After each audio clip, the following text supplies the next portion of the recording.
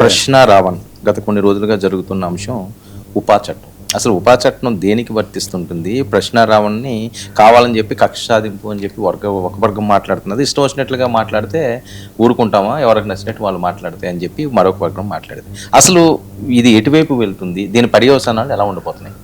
తప్పకుండా ఇది పక్కదో పట్టింది. ఇంక అందులో రెండో మాట ఏం లేదు. చంద్రబాబు నాయుడు, ముఖ్యమంత్రి చంద్రబాబు నాయుడు గారు కానీ, ఉప ముఖ్యమంత్రి పవన్ కళ్యాణ్, మొత్తం కూటమి మంత్రులు, ముఖ్యంగా జనసేన మంత్రులు, మళ్ళీ ఇక్కడ మనం గీత గీసుకోవాలి, చాలా తీవ్రంగా దాదాపు దాడి, సోషల్ వార్ అనే దాని మీద నేను గతంలో కూడా చెప్పా.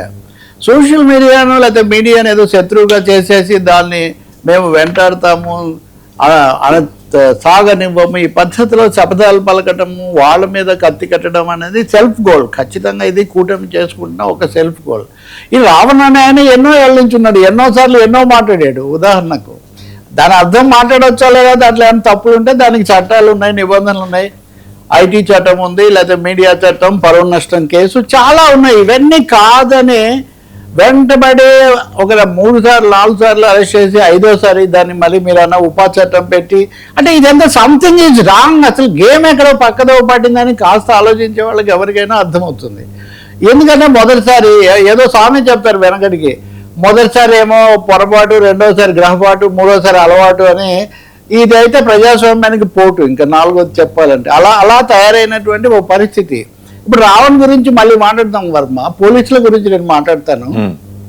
నిజంగా రావణ్ అంత దేశద్రోహం, రాజ్యద్రోహం చేస్తుంటే 4 సార్లు అరెస్ట్ అయితే మీకు అర్థం కాలేదా? మరి మీరు వెళ్ళి పట్టుకొచ్చారు, కేసులు పెడుతున్నారంటే ఎవరు ఏం ఫిర్యాదు ఇస్తే ఆ ఫిర్యాదు ప్రకారమే కానీ మీరు కనీసమైన దర్యాప్తు కూడా మీరేం చేయరా? పోలీసులేక మీకు ఇచ్చిన ఆదేశాలు అలా ఉన్నాయా?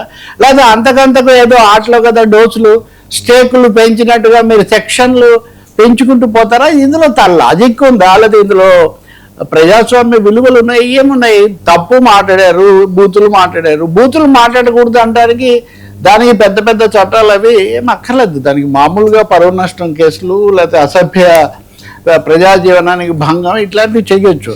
కానీ ఇక్కడ రావణ్ అనే ఆయన, అది ఆయనకి ఇప్పుడు ఆయన కులానికి శత్రువు, రాష్ట్రానికి శత్రువు, ప్రాంతానికి పోయి అసలు జాతికే ఇప్పుడు ఆయన రావణుని జాతికి, అతిపెద్ద జాతికి ముప్పు తెచ్చి పెడతాడనే స్థాయికి తీసుకుపోయారు. చూడండి, దీన్ని ఇంతగా పెంచటం ఇది ఒక అసహనం. పవన్ కళ్యాణ్తో ఇది మొదలైంది. నిన్న చంద్రబాబు నాయుడు గారు కుప్పంలో మాట్లాడింది ఇది.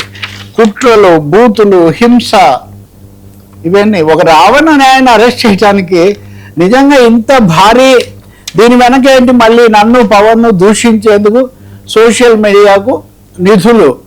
సోషల్ మీడియా ఇంతకుముందు చాలా మంది అడుగుతునేవాడు కదా, ఆయన అరెస్ట్ చేశారు బూతుల్లో లేకపోతే తప్పులో మాట్లాడినంత మాత్రాన అతను టెర్రరిస్ట్ అవుతాడని.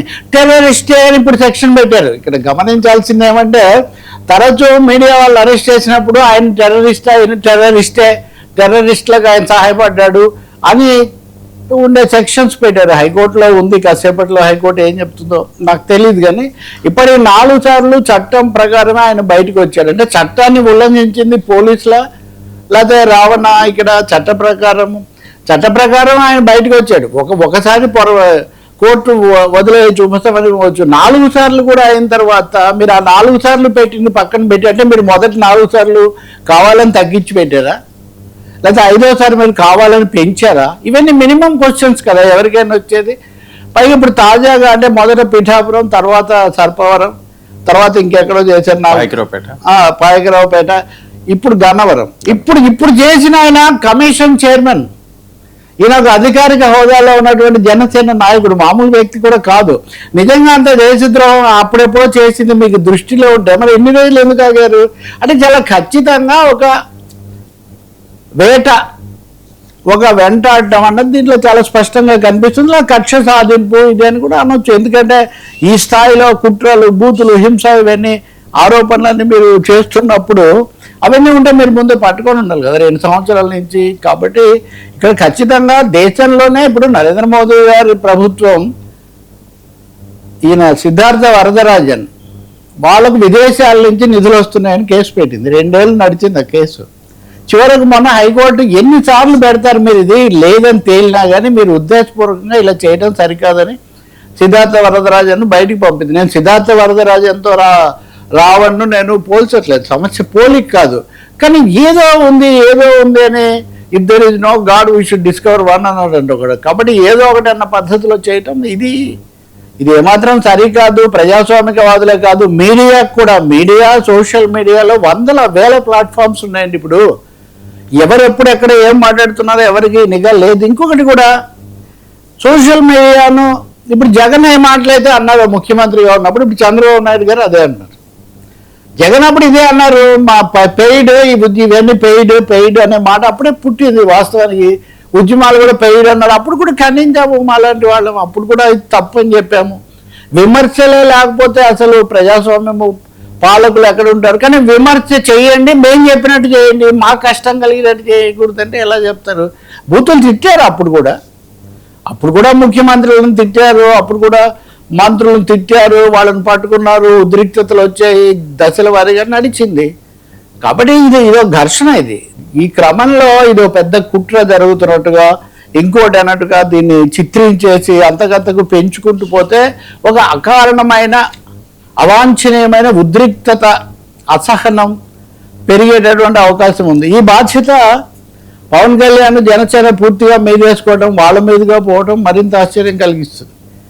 ఇప్పుడు రఘురామకృష్ణరాజు గారు కూడా వచ్చేసి ఆయన కూడా మాట్లాడుతున్నారు, అంటే మిగతా వాళ్ళకంటే కూడా గట్టిగా ఇలా జరగాల్సిందే అది అని. మరి ఆయన కూడా గతంలో అనేక మాట్లాడారు. నేను ఇంకోటి కూడా అడుగుతున్నా, రావణ్ మాట్లాడిన తప్పండి. నేను చెప్పాను, రాధా మనోహర్ దాస్ అని ఆయన మాట్లాడిన ఒకసారి తీయండి. నేను సంయమనం, ప్రశాంతత, మత సామరస్యం కోరుకునేవాడిని కాబట్టి నేను అవన్నీ ఇక్కడ చెప్పడం లేదు. ఉన్నాయి ఇతర మతాలను గురించి, అన్య మతాలను గురించి ఎంత ఘోరంగా దూషించారో, సవాళ్లు చేశారో. హఠాత్తుగా చొరబడిన మనోహర్ దాస్, ప్రత్యక్షమైన మనోహర్ దాస్, ఇప్పుడు వీళ్ళని ఎక్కడో మాట్లాడిన దాంట్లో తప్పులు ఒప్పులు వేరే. ఆయన ప్రత్యక్షంగా ప్రార్థనా స్థలాల్లోకి వెళ్ళినట్టుగా వీడియోలు కూడా పెట్టినటువంటి పరిస్థితులు ఉన్నాయి. కాబట్టి ఇక్కడ వీళ్ళేదో కుల మతాలన్నీ రెచ్చగొట్టేశారని వీళ్ళ మీద పెట్టేసి కులం మీద కూడా చర్చండి. ఇప్పుడు ఆ రావణ్ అని ఆయన మతం ఏంటి, కులం ఏంటి? ఇప్పుడు మీరు ఆ వీడియో కూడా ఉన్నట్టుగా ఆయన భార్య చేసిన వీడియో, ఆమె ఆయనది ఫలానా కులం అని చెప్తుంది. ఆయనది కులం కాదని చెప్పే వీడియోలు కొన్ని, అసలు మతమే కాదని చెప్పే వీడియోలు కొన్ని. సోషల్ మీడియాలో రాజకీయమైన విమర్శలు, వ్యాఖ్యలకును ఈ కుల మతాలకు సంబంధించి ఈ చర్చ ఎందుకు జరుగుతుంది? కాబట్టి చాలా దారుణమైన విషయం. ఇంకా ఈ క్రమంలోనే ఇంకా నా దగ్గరగా ఉంటుంది యాక్చువల్ ప్రకాష్ రాజ్ లాంటి అంశాలు కూడా దీంట్లోకి వస్తాయి, మళ్ళీ మనం మాట్లాడవచ్చు. కానీ రావణ్ భార్య ఇప్పుడు చేసిన దానికి మొన్న కూడా ఒక ఆమె ఇట్లాగే అంది, నేను ఇంకా ఉండలేను ప్రకాష్ రాజా ఉందా? బయట ఉంటే ప్లే చేయండి.